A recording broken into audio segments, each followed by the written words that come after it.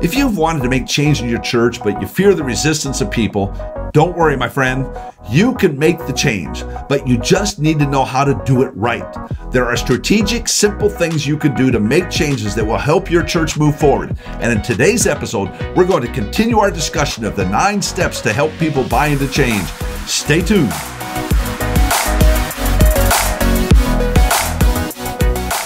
I remember the day like it was yesterday. We're driving back from the Outer Banks in North Carolina back to the church, and the pastor was driving. I'm over in the passenger seat, the administrator's in the back seat, and the pastor says to me, "So Dick, you don't really think this is a great idea, do you?" And the great idea he was talking about was their property had 2 buildings on it, and they were going to spend, I don't know, $1 million, $2 million, $3 million to connect the buildings with another building in the middle, and that was going to solve all their growth issues. Now let me tell you about this church. This church is a church of 1,000 people on a 2-lane highway in a neighborhood that no one would ever drive by, with a ground level sign that's what is that called? Parallel to the road, not perpendicular to it, behind a bunch of trees. No one would ever find this church, and they're going to spend a couple, $2 or $3 million improving that property. And my answer, when he says, "You don't think this is a very good idea, do you?" I said, "No, it's not a good idea." That church, that moment, bought in to the fact that they were going to have to change and make a major move to another area of the city, and that, in fact, is what they did. And they yucked it up when they saw me later at the very pastor's event saying, "Yeah, Dick, you're the whole reason we did this and all the headache we went through, but it was the best thing they've ever done, and they're rocking and rolling today." Why did I tell you that story? Because the leadership had to buy in. Then they had to help the people in the church buy in. If you don't buy in, the change you try to make is not going to happen. So let's get started here today. The previous episode, we talked about 4 things that you could do to help people buy in. That church had to get big buy-in, and so there were 5 more things that they had to do to get buy-in. So Jonathan, get us started with that. Yep. So the next step, this would technically be the 5th step to help get the buy-in you need to make the changes you need at your church, is to tie the change to personal life change. It's always important to go back to the why. You know, Simon Sinek was the one probably most popular for, bringing awareness to this whole concept of why. Why do we do what we do? Why do I want to make the change that I want to make, and tie it to a reason? Because if you just want to make a change without a real solid reason, then people aren't going to buy into it, and they're not going to want to make the change. In fact, they're going to resist the change. Right, exactly. But if you can tie it to personal life change and show how this change is going to directly relate to accomplishing our mission as a church, ultimately in reaching more people, but maybe there would be other sub-missions, you could say, that need to happen or that could happen as a result. So whatever that might be in your context, you have to figure out, well, what is the change going to do? How is this going to result in personal life change? And it could be helping get more people connected into the body of Christ. It could be a variety of things, but if you can't tie it to personal life change, then you're heading up an uphill. It's an uphill battle for you. It really is. Then coming right off that, you want to leverage the voice of influencers.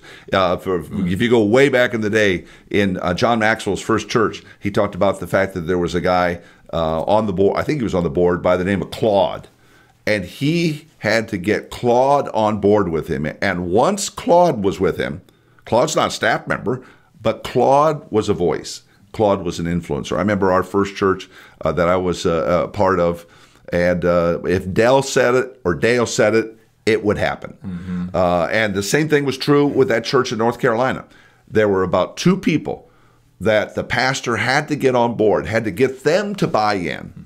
And he was able to leverage the voice of those influencers. That's critical. Number 6. Number 7, Jonathan. Yeah, the 7th thing you want to do when you communicate to the people, whether it's small groups of people, whatever form of communication you're having, whatever groups of people you're communicating to, you have to smile. You have to make sure that they see that you're excited about this proposed change that you're wanting to make. So in episode 5, we talked about cascading communication. So if you didn't listen to that episode, make sure to go and check that episode out.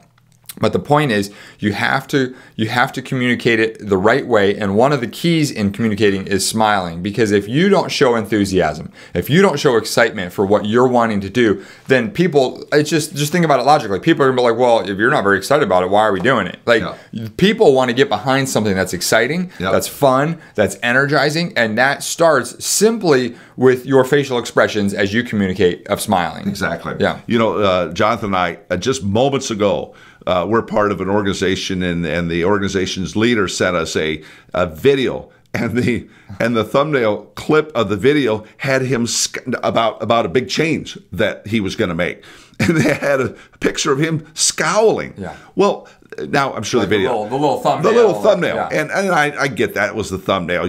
But the fact is, you got to smile. I just want to reinforce what your face does when you're communicating something like that. And right along with that, you want to relax. Now, you may feel tense. You may feel the pressure of this change, but don't be tense. I mean, ease up. Guess what? The sun's going to come up tomorrow, and you're going to be fine. Don't take yourself so seriously.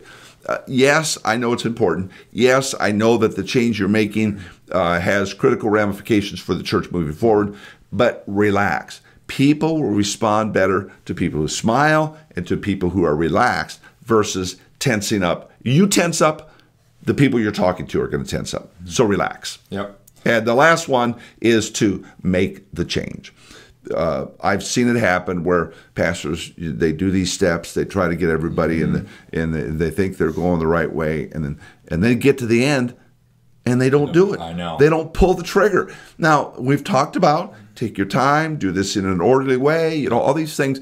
But once you've done it, you've processed it all the way through, you've done all 9 of these steps, then you have to act. Yep. You've got to take the steps to act and move all the way through. And if you don't take the action, you actually did more damage than if you wouldn't have just brought it up in the first place. Exactly. Because you get people's hopes up, you start casting this vision. And I've seen that happen too. And I remember a church who their staff person came and spoke with me one time, expressing their frustration and just needing counsel because they were just frustrated that this pastor was wanting to make these changes, had all this vision, but never implemented. And if you don't implement, then you're shooting yourself in the foot with your people, with the rapport of the people. And so you have to make the change. You just have to do it. You do. Let's do a little recap here of the last episode of this one. We've gone through 9 steps to help people gain buy-in. Number 1, pray in advance. 2, identify change as gain and not loss. Take your time, cascade your communication, tie change to personal life change, leverage the voice of influencers, smile, relax, and then make the change. That's right. What do you think? Anything else, Jonathan? That's it. I just want to encourage you. This all is really a leadership art. It is. You know, this isn't something you take lightly. This is something you need to do carefully, and you need to be wise in the way you lead through this. And if you can't lead through it properly, then you can mess things up. And so that's why we break this down for you. These 9 particular steps. If you follow these steps right, you're going to set yourself up for success. You really will. And that's why I think it's important for you, if you haven't yet, I'd encourage you to take the 5-Day Leadership Challenge. This is one of the ways where you can just invest in yourself as a leader and improve your leadership skills so that when you come to have times for making changes and these types of things, you're able to lead stronger and better, and it will help you. So I would encourage you, take the 5-Day Leadership Challenge. You just go to Leaders.Church/challenge. Again, that's Leaders.Church/challenge. It's 5 days, 15 minutes a day. It's free. It's a way for you to invest personally in some strategic leadership-related concepts that are going to take your leadership from where it is now, no matter where it is now, to the next level up or the next couple of levels up. So be sure to do that. And then also don't forget to subscribe here on YouTube or on any podcast platform that you're listening to. Hit that subscribe button. We want to make sure to get the notification of upcoming church tips episodes to you. And thank you so much for being with us today. We'll look forward to seeing you next time. Until then, be blessed.